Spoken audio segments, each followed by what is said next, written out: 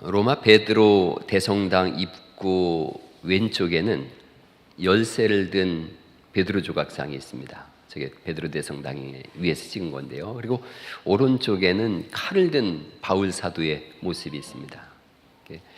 베드로는 열쇠를 들고 있고, 그리고 바울은 칼을 들고 있습니다. 열쇠는 금방 알죠. 교회에 열쇠를 너에게 주겠다라는 그걸 형상화한 거예요. 칼을 들고 있는 이유는 사도 바울은 칼에 의해서 목이 잘렸거든요. 순교한 바울을 의미하기도 하고 말씀의 검을 상징하기도 합니다. 좀 더 깊숙이 들어가면 기마상이 둘이 있어요. 말을 탄 황제의 모습인데 9세기 때 로마를 침공했던 이슬람으로부터 기독교를 구한 샤를마누 대제가 있고, 그리고 또 한쪽에 이 그림인데 이것은 콘스탄티누스 황제예요. 근데 저 콘스탄티누스 황제가 이렇게 바라보는 그 표정이 좀 애매합니다. 이게 지금 17세기 최고의 조각가였다고 하는 베르나니가 조각을 한 건데요. 저 황제인데 황제의 얼굴이 위용이 있고 뭘 과시하는 얼굴이 아니라 당황한 표정이에요.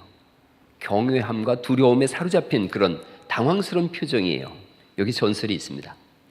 312년에 막센티우스라고 하는 이 장군과 전쟁을 합니다. 천하통일을 놓고서 맞대결을 벌여요. 근데 콘스탄티누스 황제의 병력은 4만여 명에 불과해요. 막센티우스는 20만 명이 넘습니다. 완전한 열세예요. 전투를 벌이기 며칠 전에 군대를 이끌고 로마를 행진하는데 꿈에 예수님이 나타나세요. 그래서 꿈속에서 예수님께서 이렇게 말씀하세요. 방패에 하늘의 상징을 새기라. 그러면서 하나의 그림을 보여줘요. 전투에서 하늘에서 빛이 내려오면서 엔타우트 니카, 즉 이 표식으로 승리하라. 그래서 표식을 보여줍니다. 이 표식으로 승리하라. 그래서 꿈에 본 그 말씀 그대로 모든 방패마다 저 표식을 다 해놔요. 저게 이제 키로 또는 치로 이런 건데, 크라이스트, 그리스도의 머리자예요. 저게 X는 그리스도 할 때의 스라면, 이 P자라다 쓰인 것은 헬라어로 니을 발음이에요. 그래서 키로 이렇게 되어져요. 이걸로 승리하라. 결국 승리하게 되어집니다. 그리고 이게 오늘날 캐톨릭의 상징이 되어져요. 이 키로, 구세주를 뜻하는 그리스도. 오늘날 우리는 뭘로 승리하는가 하는 거예요. 세상은 물질, 권력, 어떤 영화, 인기 이런 걸로 승리를 하려고 그래요. 성도는 뭘로 승리해야 되나? 무엇으로 승리해야 하나? 이 부분을 한번 좀 본문을 통해서 보려고 합니다. 4장을 보시겠어요? 요한계시록 4장, 우리가 지난주에 봤던 4장 1절입니다. 4장 1절 말씀을 같이 한번 읽어보실까요? 4장 1절 시작. 이 일을 위해 내가 보니 하늘에 열린 문이 있는데 내가 들은 바 처음에 내게 말하던 나팔소리 같은 그 음성이 이르되 이리로 올라오라. 이후에 마땅히 일어날 일들을 내가 네게 보이리라. 그렇게 말씀하세요. 올라오라. 그렇게 말씀하세요. 그래서 지금 이 요한이 하나님 나라를 바라보고 있는 거예요. 도미티안이라고 하는 황제가 끝없이 박해하던 그 시대에 하나님께서 올라오라 하시더니 이후에 마땅히 될 일을 내게 보일 거다. 마땅히 될 일, 반드시 일어날 일이라는 거예요. 그러니까 하나님께서 마땅히 될 일이라고 하셨으니까 변함이 없는 거예요. 그리고 그 결과는 뭐냐? 승리에 관한 말씀이에요. 전쟁에서 승리하게 될 것이다. 이 지금 요한계시록에 쓰여 있는 방식이 있어요. 그 말을 할 때도, 글을 쓸 때도 두 가지 방식을 택합니다. 연역법적으로 쓸 거냐, 귀납법적으로 쓸 거냐. 그러니까 귀납법적은 맨 끝에 이런 겁니다라고 말하는 거고, 연역법은 먼저 표지를 얘기합니다. 내가 이 말을 할 겁니다라는 거거든요. 그래서 이제 그것을 표현할 때 서론, 본론, 결론으로 할 것이냐, 기승전결로 할 것이냐, 전후로 할 것이냐 이렇게 택하는 거예요. 저는 보통 서론, 본론, 결론으로 설교를 구성하는데 오늘 본문은 기승전결로다가 제가 설교를 쓸 거예요. 그리고 연역법적인 방법으로 이렇게 설교를 할 겁니다. 요한계시록이 그렇게 돼 있거든요. 요한계시록 1장이 예수 그리스도의 계시다 이렇게 표현해요. 예수님의 계시다. 그리고 2장 3장이 지상에 있는 교회, 7교회를 우리가 봤지 않습니까? 7교회가 이런 어려움을 겪을 것이다. 그러나 4장 5장에서 그들이 승리하고 천상 예배를 드리게 될 것이다. 그럼 어떻게 승리하는데요? 라고 하는 그 과정이 6장부터 16장까지예요. 이 땅에 이러저러한 일들이 일어날 것이다. 7인과 7나팔과 7대접이 일어날 것이다. 이걸 제가 이제 6장부터 설교할 겁니다. 그리고 17장 18장에는 사탄이 이렇게 멸망할 것이고 19장 20장에는 예수님께서 이렇게 승리할 것이며 그 승리의 끝에는 새하늘과 새 땅이 있을 것이다. 그래서 성도는 이런 고난 속에서도 이미 보장된 승리를 가지고 있으니 믿음으로 살며 무너지지 말라, 이걸 우리에게 말씀해 주십니다. 우리는 승리한 사람들인 줄 믿으시기 바랍니다. 요한계시록은 이걸 집중해서 말씀하고 있어요. 마땅히 될 일, 예수님을 통해서 반드시 승리할 일, 그리고 성도를, 예수님을 믿는 성도들도 완전한 승리를 할 것이다. 그 승리를 어떻게 이끌어갈 것인가, 그렇게 하나님은 어떻게 역사를 전개해 나갈 것인가 하는 거예요. 다시 한번 이제 오늘 5장을 보시겠습니까? 5장 1절에 보니까 1절을 다시 한번 읽어보시죠. 시작. 내가 보매 보좌에 앉으신 이의 오른손에 두루마리가 있으니 안팎으로 썼고 7인으로 봉하였더라, 이렇게 말씀하세요. 오른손에 두루마리가 있다. 두루마리가 있다. 성경을 말해요. 그 속에 있는 그 내용에 대해서는 말씀하고 있지 않지만 하나님이 어떻게 역사를 이끌어 가시고 섭리하시고 구원하시는지, 역사의 끝을 어떻게 이끌어 가시는지가 이 두루마리 속에 있는 거예요. 역사의 비밀이에요. 근데 이 두루마리는 요한계시록에서 갑자기 나온 게 아니라 다니엘서 12장 4절에 있는 말씀인데 한번 보시죠. 같이 한번 읽어보실까요? 다니엘서 12장 4절과 9절에 같이 한번 읽어보시죠. 시작. 다니엘아, 마지막 때까지 이 말을 간수하고 이 글을 봉함하라. 9절, 그가 이르되 다니엘아 갈지어다. 이 말은 마지막 때까지 간수하고 봉함할 것이니라. 지금 우리가 읽은 이 5장에 있는 말씀은 봉인된, 도장을 찍어서 봉인된 거예요. 도장도 7개를 찍었어요. 아무도 열지 말라는 거예요. 봉인된 두루마리거든요. 근데 다니엘서 12장에 이렇게 봉함해라, 봉인해라, 마지막 때까지 이걸 그냥 두라 그럽니다. 그 내용이 뭔가는 에스겔서 2장 9절에 또 똑같은 두루마리인데 이렇게 말씀하세요. 2장 9절과 10절을 읽어보시겠습니다. 시작. 내가 보니 보라, 한 손이 나를 향하여 펴지고 보라, 그 안에 두루마리 책이 있더라. 10절, 그가 그것을 내 앞에 펴시니 그 안팎에 글이 있는데 그 위에 애가와 애곡과 재앙의 말이 기록되었더라. 두 가지 연결해 보면 다니엘서에는 마지막 때를 위해서 이 봉인된 책 닫혀 있어라, 열어놓지 말아라. 에스겔서에 보니까 그 속에는 애곡과 애가와 재앙과 슬픔이 가득한, 이게 심판의 책이라는 걸 알고 있는 거예요. 다니엘서와 에스겔서에 나오는 이 두루마리는 요한계시록 5장에 나오는 두루마리와 동일해요. 7인으로 봉인했다는 건 완전히 봉인했다는 거예요. 그래서 풀 수가 없는 거예요. 이걸 누가 능히 열 수 있을까요? 했는데 하늘 위도 땅에도 땅 아래도 이걸 열 수 있는 사람이 하나도 없는 거예요. 4절 말씀을 한번 읽어보시겠습니까? 5장 4절 말씀 같이 읽어보죠. 시작. 그 두루마리를 펴거나 보거나 하기에 합당한 자가 보이지 아니하기로 내가 크게 울었더니, 말씀하세요. 아무도 이걸 열 수가 없는 거예요. 하나님 나라, 하나님의 비밀, 구원에 대해서 알 수가 없더라는 거예요. 이 봉인을 누가 과연 풀 수 있는가? 그런데 반전이 나옵니다. 5절을 읽어보시죠. 5절 말씀 같이 한번 읽어보시겠습니다. 시작. 장로 중에 한 사람이 내게 말하되 울지 말라. 유대지파의 사자 다윗의 뿌리가 이겼으니 그 두루마리와 그 7인을 떼시리라 하더라 하는 거예요. 이 봉인을 풀 자가 누굽니까? 하고 요한이 울었더니 이렇게 말씀하는 거예요. 사자다, 사자. 여기 5절에 장로 중에 한 사람이 내게 말하되 울지 말라. 유대지파의 사자가 이걸 열 거라는 거예요. 사자, 그것까지는 잘 모르겠는데 창세기 49장에 보니까 예수님에 대한 예언이 49장 9절에 있어요. 유다는 사자 새끼로다, 이렇게 말씀하고 있어요. 그러니까 이 봉인을 열 수 있는 분이 누군가 있는데 힌트를 조금 주고 있는 거죠. 사자라고 유다 지파에서 오시는 분이구나. 사자는 승리, 왕권, 위엄, 힘, 이런 걸 말씀하고 있어요. 근데 아직 잘 모르겠는 거예요. 유다 지파에서 오시는 분이라고요? 그분이 누군데 이걸 뗀다고 하는 겁니까? 그랬더니 다윗의 뿌리다, 또 이렇게 말씀하는 거예요. 다윗의 뿌리는 또 누굴까요? 그랬더니 이사야서 11장 10절에 다윗의 뿌리에 대해서 말씀하세요. 그날에 이새의 뿌리에서 한 싹이 나서 만민의 기치로 설 것이요 열방이 그에게로 들어오리라 말씀하시거든요. 기치라는 건 깃발이에요. 이새의 뿌리에서 한 싹이 나서 깃발이 될 거고 사람들이 거기로 올라올 거다. 즉 유다 집 하면서 다윗의 후손으로 오는 분이 이걸 뗄 거라는 거예요. 그러니까 그분이 누구냐고요 도대체. 그랬더니 6절에 이제 알려주시는 거예요. 6절 말씀을 또 읽어보실까요? 시작. 내가 또 보니 보좌와 네 생물과 장로들 사이에 한 어린 양이 서 있는데 일찍이 죽임을 당한 것 같더라. 여기까지 한번 읽어보죠. 보좌와 네 생물과 장로들 사이에, 이 사이에라는 헬라어는 한 중간에 있다는 뜻이에요. 장로들이 있고 그리고 온 천지 만물이 있고 하나님의 보좌가 있는데 그 한 중간에 계신 분이 있어요. 일찍이 죽음을 당한 것 같다더라. 죽음을 당했다. 이 스파조라는 말을 썼는데 도살당한 흔적이 있다.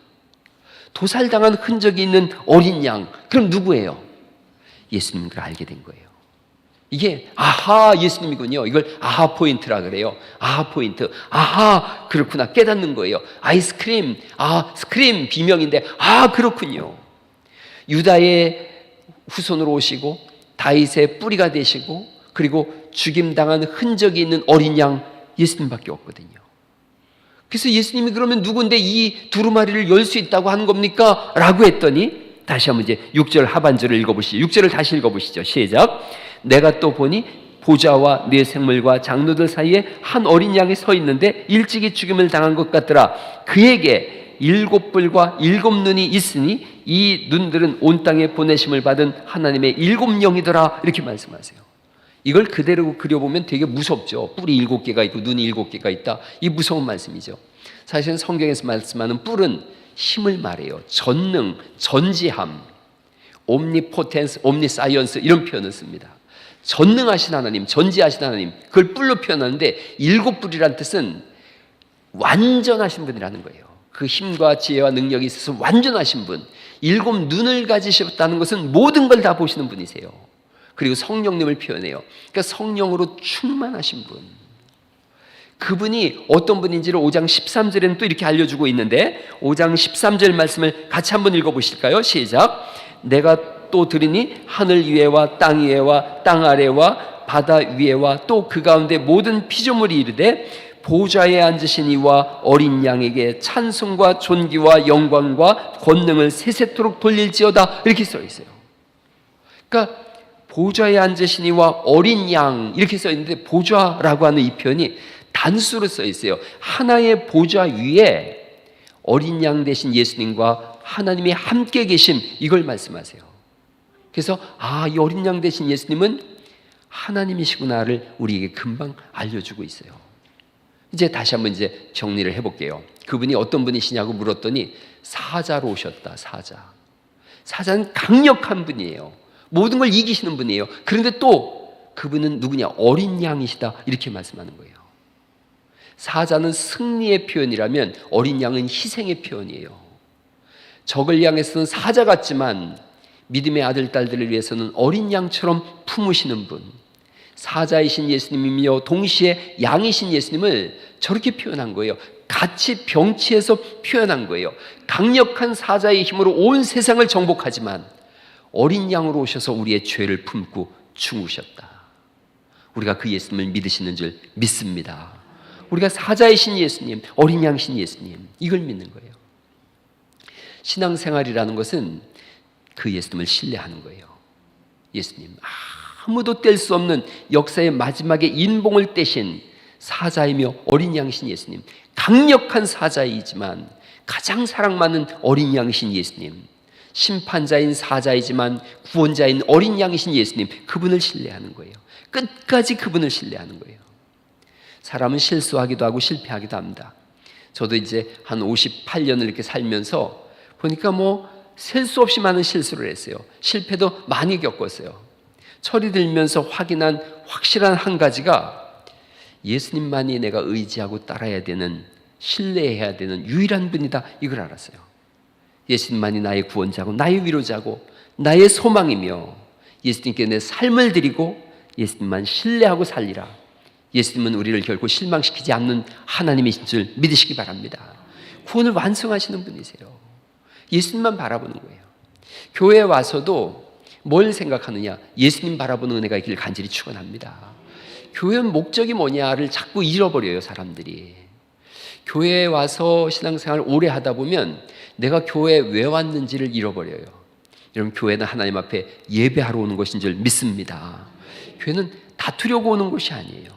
교회 왔으면 깊이 예배하는 거예요. 하나님을 끝까지 예배하는 거예요.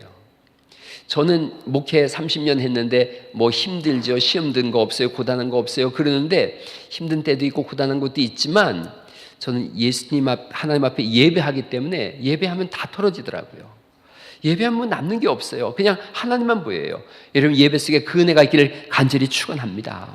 예배로 온 거예요. 그러니까 예배 속에 평안함과 강건함과 소망을 누리는 은혜가 있기를 간절히 축원합니다. 우린 뭐 여기 정치하러 온 것도 아니고, 우리에게 정치인들 오지 않습니까? 이제 선거철 되면 또 정치인들 오는데 한 번도 제가 앞에 나와서 인사시킨 적이 한 번도 없어요.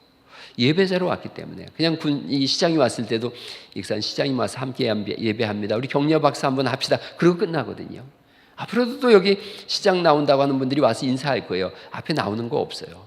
왜 그런가? 목적이 예배에 있어요. 우린 여기에 무슨 행정을 위해서 온 것도 아니고, 교회 여러 가지 일들이 있지만 그것은 저 뒤에서 한 번째 두 번째고, 우리의 근본 목적은 예배에 있음을 믿습니다. 하나님을 신뢰함에 있은 거예요. 내 평생 주를 신뢰하며 살아가겠습니다. 이걸 고백하려고 나온 거예요. 그래서 사자이며 어린 양이신 예수님을 바라볼 때에 첫 번째 적용점은 나는 그분만 신뢰하겠다. 사자이신 예수님, 어린 양으로 오신 예수님, 그래서 승리하시고 나를 구원하시는 예수님만 신뢰하겠다. 이런 평생의 결단이 오늘 있기를 간절히 축원합니다. 우리 교회 북한에서 오셔서 같이 공부하시는 우리 성도님이 계신데, 30년 전에 제가 신학대학원을 다닐 때, 침례신학대학원을 다닐 때 김일성 대학을 나와서 러시아로 유학을 갔다가 거기서 예수님을 만난 분이 계세요. 침례교 선교사님을 통해서 예수님을 영접해서 이분이 한국으로 오고 싶은 거예요. 그래서 러시아에서, 그 당시엔 소련이죠, 구소련의 고르비한테 이 편지를 씁니다. 망명을 요청했어요. 근데 거절당했어요. 북한 공안이 이 분을 잡으려고 아파트로 몰려들기 시작했어요. 그래서 한 층 한 층을 뒤지고 올라오니까 이분이 도망가야 되는 거예요. 위로 올라가고.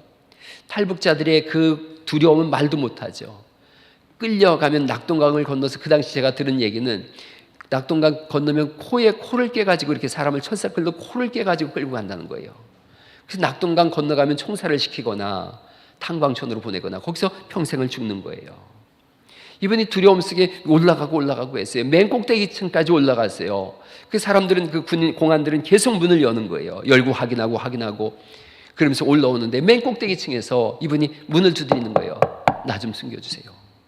그때 마침 아파트 문을 열어서 그 방에 들어갔어요. 들어가서 저기 숨으라 그러는데 골방 같은 데를 들어갔는데 조그마한 방인데 그 침대 밑에서 달달달달 떨고 있는 거예요. 너무 무서운 거예요. 이분이 그렇게 얼마나 두렵고 떨리는지 하나님 앞에 간절히 기도했다 그래요. 하나님을 의지하고 여기까지 왔습니다. 그리고 내 생명이 지금 목전에 있습니다. 그때 주께서 그의 마음속에 여호수아서 1장 9절에 있는 말씀을 선명하게 들려주셨다는 거예요. 내가 네게 명한 것이 아니냐. 마음을 강하게 하고 담대히 하라. 두려워하지 말며 놀라지 말라. 네가 어디로 가든지 내 하나님 여호와가 너와 함께 하느니라. 할렐루야. 이 음성이 들려온 거예요. 이분이 더 이상 떨지 않고 침대 위로 올라갔어요. 올라가서 간절히 기도한 거예요. 하나님만 의지합니다. 그런데요, 공안이 문을 열고 다 뒤지더니, 그 방문도 확 열더니 와서 싹 뒤지는 거예요. 침대 밑도 뒤지고 다 뒤지는데 자기는 침대 위에 무릎 꿇고 기도하고 있는데 여기도 없습니다. 그러고 나가더라는 거예요. 할렐루야. 하나님이 그들의 눈을 가린 거예요. 사자이신 예수님, 어린 양이신 예수님께서 지키신 거예요. 이분이 마지막으로 이제 N국으로 가야 되는데 거기서 여권 검사를 하는데 철저히 하는 거예요. 그때 여기서 잡힌 바로 북송인 거예요. 절체절명의 시간에 이분이 이렇게 기도했다는 거예요. 예수님, 저는 제 삶을 주님께 드리겠다고 고백했습니다. 이제 자유의 땅 대한민국에 가서 신학을 하고 북한 선교를 위해서 복음을 전하겠다고 제가 그렇게 결단했습니다. 저를 지켜주셔서 이 사명을 감당하도록 도와주옵소서. 그 기도하고 여권을 내밀었는데 이 공안이 이 여권을 바라보는 이 사람이 뭔 마음인지 슬쩍 보면서 도장을 그냥 쾅 찍어주더라는 거예요. 그래서 와서 저하고 같이 공부했어요. 저 같이 공부했어요. 신학대학원은 공부하고 이분은 북한 선교를 해서 헌신하고 계세요. 사자로 오셔서 우리를 지키시는 하나님, 어린 양으로 오셔서 우리를 구원하시는 예수님을 끝까지 신뢰하는 은혜가 있기를 간절히 축원합니다. 죄라고 하는 단어는 하말티아라는 뜻이에요. 하말티아는 관역을 향해서 활을 쐈는데 빗나가다 이런 뜻입니다. 그런데 제가 아들하고 지난번에 죄에 대한 얘기를 하다가 제가 알려줬어요. 왜 빗나갈 수도 있다. 그런데 관역이 너무 멀어서 빗나갈 수 있다. 관역이라는 건 하나님 주신 건데 하나님이 너무 멀리 계시면 아무리 정조는 하려고 그래도 빗나가지 않겠느냐. 하나님이 가까이 계시면 일부러 어긋나게 쏘지 않는 나는 맞추지 않겠느냐. 하나님을 가까이 해라. 할렐루야. 하나님을 가까이 하면 우리가 하나님 안에서 하나님도 우리를 가까이 하신다라고 야고보서 4장 8절에 말씀하세요. 하나님을 가까이 하라. 그리하면 너희를 가까이 하시리라. 죄인들아 손을 깨끗하게 하라. 하나님 가까이 할 때 죄를 이겨낼 수 있고 거룩한 삶을 살며 주를 날마다 신뢰하는 삶을 살아가게 될 줄 믿으시기 바랍니다. 주님은 승리를 말씀하세요. 영원한 승리를 말씀하세요. 우주적 승리를 말씀하세요. 이 5장이 전부 그런 내용이에요. 인을 떼세요. 인을 떼시고 그 도장 찍은 걸 떼시거든요. 승리하신 예수님. 그러자 보좌 앞에서 이 네 생물과 24장로가 경배합니다. 그걸 떼는 순간 천상의 모든 천상의 존재들이 하나님을 찬송합니다. 그 수가 천천히요 만만이다. 셀 수 없는 천사들이 하나님을 찬송해요. 그리고 피조물 전체가 찬송해요. 이게 5장에 전부 쓰여져 있어요. 우주적 예배가 이루어진 거예요. 하늘과 땅과 온 우주의 모든 피조물들이 하나님 앞에 엎드려서 찬송하는 거예요. 마지막으로 네 생물과 장로들이 우리가 읽은 말씀이죠. 5장 14절 말씀 같이 한번 읽어보실까요? 5장 14절 시작. 네 생물이 이르되 아멘 하고 장로들이 엎드려 경배하더라. 이렇게 성경 말씀하세요. 이들의 경배가 7가지로 나옵니다. 12절 말씀에 큰 음성을 이르되 죽임을 당하신 어린 양은 능력과 부와 지혜와 힘과 존귀와 영광과 찬송을 받으시기 합당하시도다. 7가지를 표현하고 있어요. 모든 단어를 다 동원해서 찬송하는 거예요. 찬송의 내용이 구속하심이에요. 9절 말씀에 있는데 그들이 새노래를 불러 이르되 두루마리를 가지시고 그 인봉을 떼시기에 합당하시도다. 일찍이 죽임을 당하사 각 족속과 백성과 방언과 나라 가운데서 사람들을 뭘로 사셨다는 거예요? 피로 사서 십자가의 보혈로 사서 누구한테 드리는 거예요? 하나님께 드리는 거예요. 그래서 우리가 하나님 백성 된 거예요. 출애굽기 19장 6절에 있는 말씀이 이루어진 거예요. 너희가 내게 대하여 제사장 나라가 되며 거룩한 백성이 된다라는 그 사건을 말씀하고 있고 베드로전서 2장 9절에 있는 이 말씀이 이루어졌는데 같이 한번 읽어보겠습니다. 베드로전서 2장 9절 시작. 그러나 너희는 택하신 족속이요 왕같은 제사장들이요 거룩한 나라요 그의 소유가 된 백성이니 이는 너희를 어두운 데서 불러내어 그의 기이한 빛에 들어가게 하신 이의 아름다운 덕을 선전하게 하려 하심이라 말씀하는 거예요. 완전한 구원을 이루셨기에 찬송하는 거예요. 그래서 성경은 우리에게 말씀하세요. 심판받는 사람은 찬송할 수 없어요. 찬송은 구원자의 몫인 줄 믿습니다. 구원받은 사람만이 찬송해요. 승리한 자만이 찬송하죠. 전쟁에 나가서 졌는데 무슨 노래를 부르겠어요? 승전가가 있는 거죠. 우리가 예배하고 찬송하는데 우리의 찬송은 승전가인 줄 믿습니다. 승리했다는 반증인 거예요. 조금 전에 제가 첫 번째로 그런 말씀을 드렸어요. 예수님을 강력하게 신뢰하십시오. 두 번째 적용점은 찬송을 시작하십시오. 성도의 삶은 찬송의 삶이에요. 우린 패배자들이 아니거든요. 승리자들이거든요. 날마다 찬송하는 거예요. 어느 날인가 20세기 가장 뛰어난 찬송곡으로 불리는 찬송에 대한 얘기를 들어봤어요. 1913년에 조지 베나드 목사님에 의해서 작사 작곡된 거예요.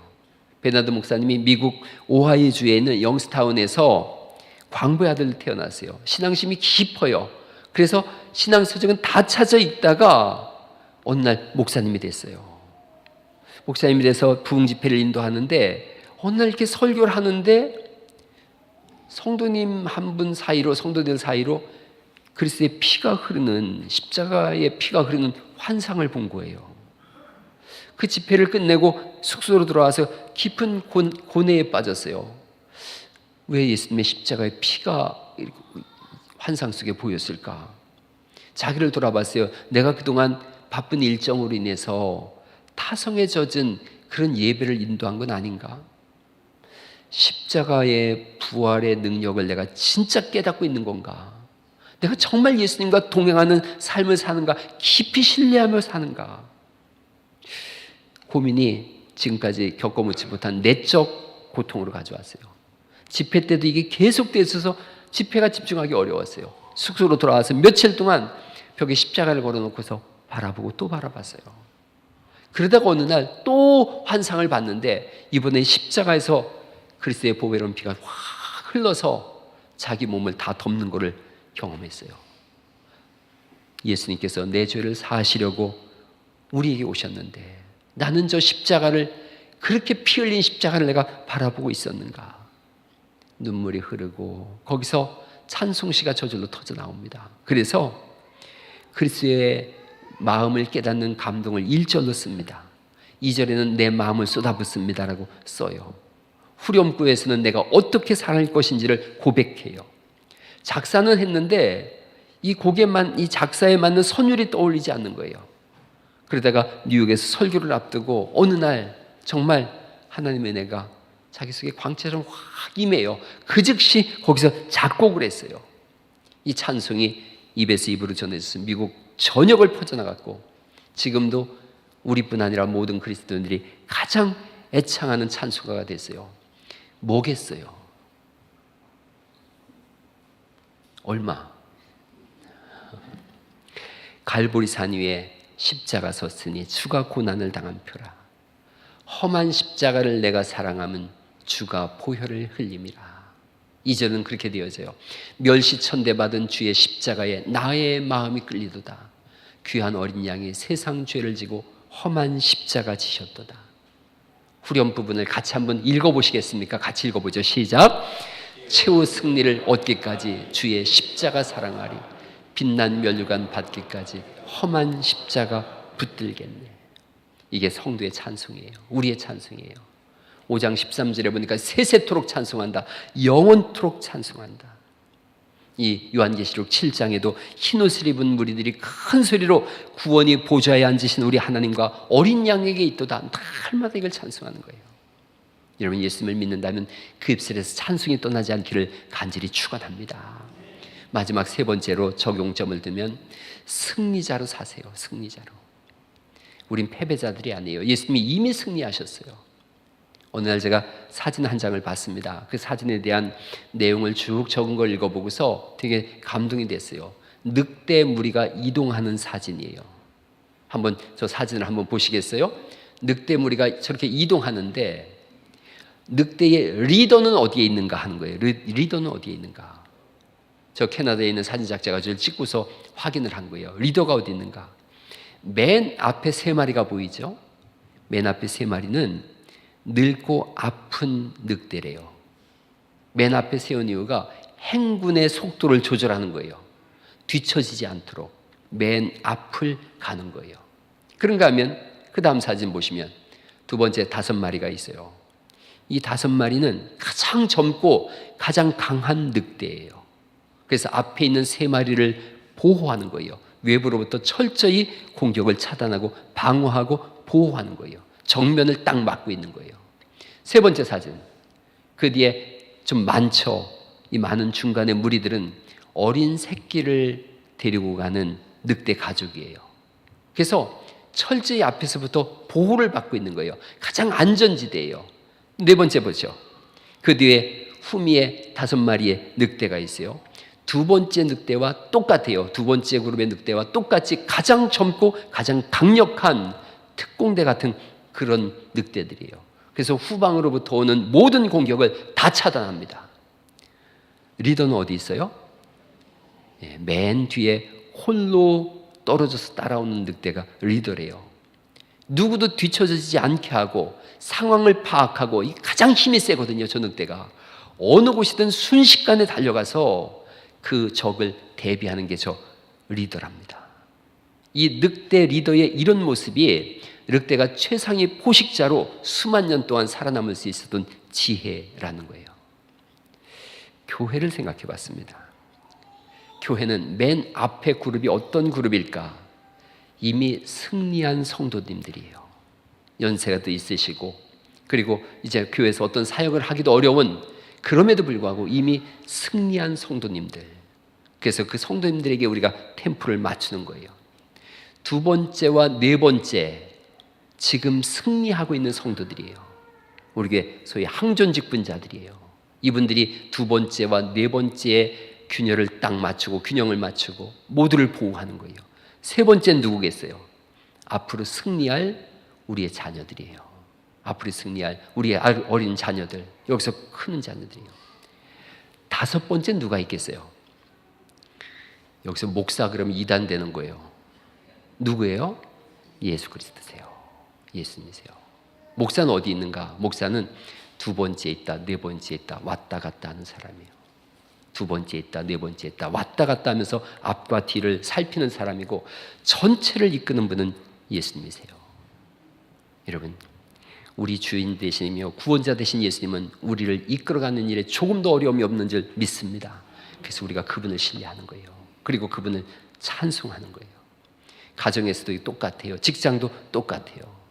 제가 오늘 마지막으로 말씀드릴 것은, 이 대열에서 이탈하지 마십시오.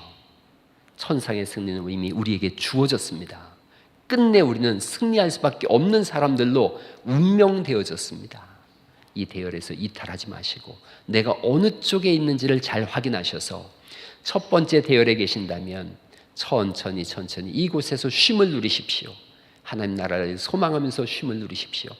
두 번째와 네 번째가 있다면 생명을 걸고 주님의 몸된 교회를 세워가십시오.